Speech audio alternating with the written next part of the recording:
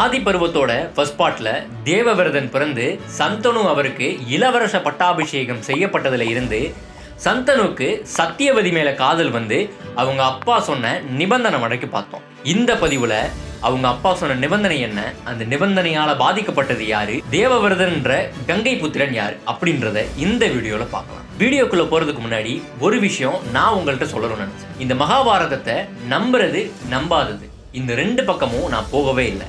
இது ரெண்டத்துக்கும் இடையில அனுமானம்னு ஒன்று இருக்கு. அதை அடிப்படையா வச்சுதான் இந்த கதையை நான் உங்ககிட்ட சொல்லிக்கிட்டு இருக்கேன்.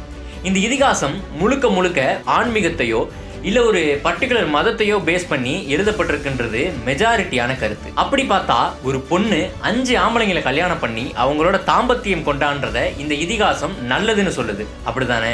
இது பல பேருக்கு ஏத்துக்க முடியாத முரண்பாடாகவும் இருந்து வருது.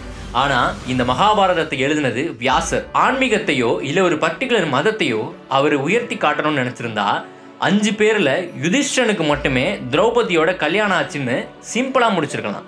ஆனா இவர் இதை எழுதி இவ்வளவு சர்ச்சைக்குள்ளாகணும்னு என்ன அவசியம்? அதே மாதிரி இதுல வர கதாபாத்திரங்கள் சில சாகாவரம் பெற்றதாகவும் ஒரு அம்பால இந்த உலகத்தையே அழிக்கக்கூடிய சக்தி பெற்றதாகவும் சொல்லப்படுறதெல்லாம் நம்ப முடியாத கருத்தாகவும் இருந்து வருது. இந்த ரெண்டு கருத்தை பத்தியும் ஒரு சின்ன கிளாரிபிகேஷன் உங்களுக்கு சொல்ல நான் விரும்புறேன். ஒரு பெரிய எரிகல் விழுந்து இந்த உலகமே அழிஞ்சு போகுதுன்னு வச்சுக்கோங்க.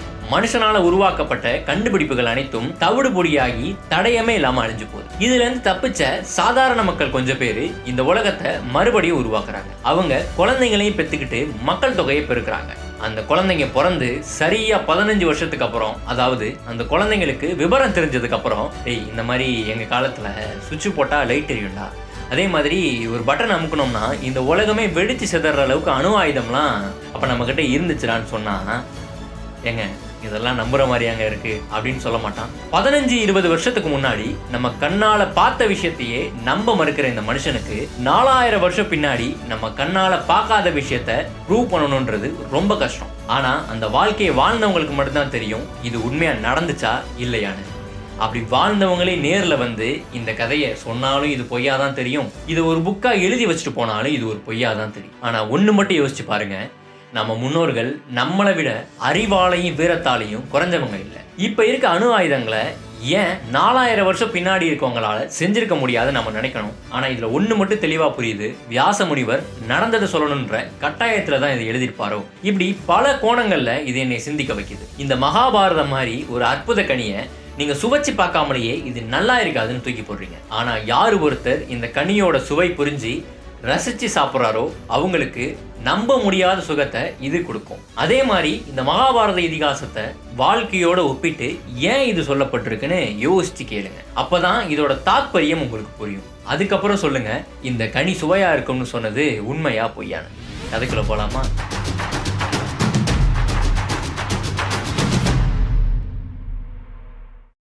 சத்தியவதியோட அப்பா மீனவகுல தலைவனா இருந்து வரார். அவர்கிட்ட போய் சந்தனு, நதியோரம் உங்கள் மகளை கண்டேன், பார்த்ததும் என் மனதை அவரிடம் தொலைத்தேன். உங்கள் சம்மதத்தால் ஹஸ்தினாபுர மகாராணி சிம்மாசனம் அலங்கரிக்கப்பட போகிறது, உங்கள் சம்மதத்திற்காக காத்திருக்கிறேன் அப்படின்னு சொல்றாரு. இதை கேட்ட சத்தியவதியோட அப்பாவுக்கும் ரொம்பவே சந்தோஷம். ஆனா என்னோட பொண்ணை கல்யாணம் பண்ணணும்னா என்னோட ஒரு கோரிக்கையை நீங்க நிறைவேற்றணும் அப்படின்னு சொல்றாரு. அது என்ன கோரிக்கைன்னு கேட்கிறாரு சந்தோஷ். என் பொண்ணுக்கும் உங்களுக்கும் பிறக்க போற வாரிசுக்கு தான் முதல் ஸ்தானம் கொடுக்கணும், அவனுக்கு தான் இளவரச பட்டாபிஷேகமும் செய்யப்படணும், இதுக்கு உனக்கு சம்மதம்னா என் பொண்ணை நீ தாராளமா திருமணம் செய்யறான்னு சொல்றாரு சத்தியவதியோட அப்பா. சந்தனு ரொம்பவே கோவப்பட்டு, இது ஒரு நாள் நடக்காது, என்னோட முதல் மகன் தேவவிரதன் ஆவான், அது மட்டும் இல்லாம அவனுக்கு இளவரச பட்டாபிஷேகம் ஏற்கனவே சூட்டப்பட்டுருச்சு, அடுத்த ஹஸ்தினாபுர மன்னன் என் மகன் தேவவிரதன் தான் நான் எப்பயோ முடிவெடுத்துட்டேன், உன்னோட கோரிக்கை நிராகரிக்கப்பட்டது, உன் மகள் எனக்கு தேவையில்லைன்னு சொல்லிட்டு கோவமா அங்கிருந்து கிளம்புறாரு. இதை நினைச்சு சந்தனு ரொம்பவே சோகமா இருக்காரு. இதை பார்த்த தேவவிரதன் தந்தையோட சோகத்துக்கு என்ன காரணம்னு விசாரிக்க ஆரம்பிக்கிறாரு. விஷயம் என்னன்னு தெரிஞ்சுக்கிட்ட சந்தனு சத்தியவதியை பார்த்து இதை பத்தி பேசுறாரு. என் தந்தை சோகத்துல இருக்கிறதை என்னால பார்க்க முடியல, அவரை திருமணம் செஞ்சுக்கோங்கன்னு கேட்கிறாரு.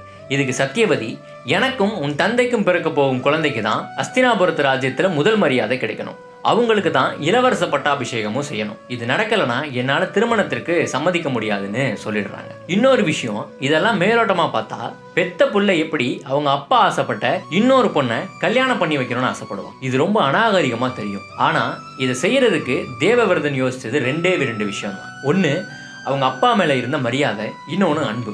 அவங்க அப்பா சோகமா இருக்கிறத பார்க்க முடியாம அவரோட ஆசையை எப்படியாவது நிறைவேற்றணுன்ற பாசம். ஆனா இதை செய்யறப்ப அவரோட மனசு எவ்வளவு வலிச்சிருக்குன்றதையும் நம்ம யோசிக்க தவறிடக்கூடாது. சத்தியவதி சொன்ன கோரிக்கையை அரை மனசோட ஏற்கிறாரு தேவவிரதன். ஆனா சத்தியவதி, நீங்க சொல்றதை நான் எப்படி நம்புறது?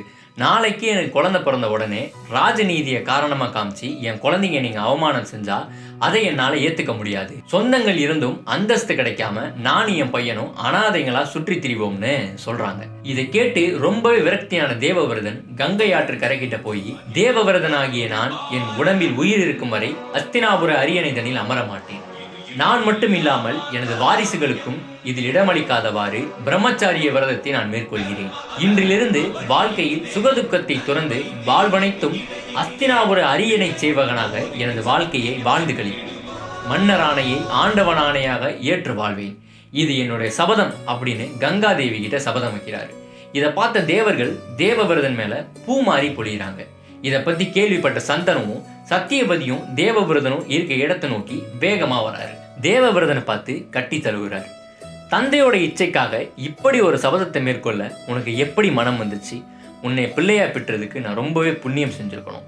உன்னோட இந்த செயலுக்கு நான் உனக்கு வரம் அளிக்கிறேன். சபதத்தால் தேவர்களையே மகிழ்ச்சி அடைய செய்தவன் நீ விரும்பும் நேரத்தில் தான் உன் மரணமானது உன்னை நெருங்கும். மரணமானது உன்னை நெருங்கும் முன் உன்னிடம் அனுமதி பெற்றே உன் சரணங்களை பற்றும். அதோடு இப்படிப்பட்ட ஒரு பயங்கரமான சபதத்தை மேற்கொண்ட நீ இன்று முதல் பீஷ்மன் என அழைக்கப்படுவாய் அப்படின்னு வரம் தராரு சந்தனு. பீஷ்மன் அப்படின்னா அச்சத்தை உருவாக்கக்கூடியவன் அப்படின்னு பொருள். தனக்குன்னு அரச பதவி வேண்டாம்னு நினைக்கிறது கூட சுயநலமின்மைன்னு வச்சுக்கோங்களேன்.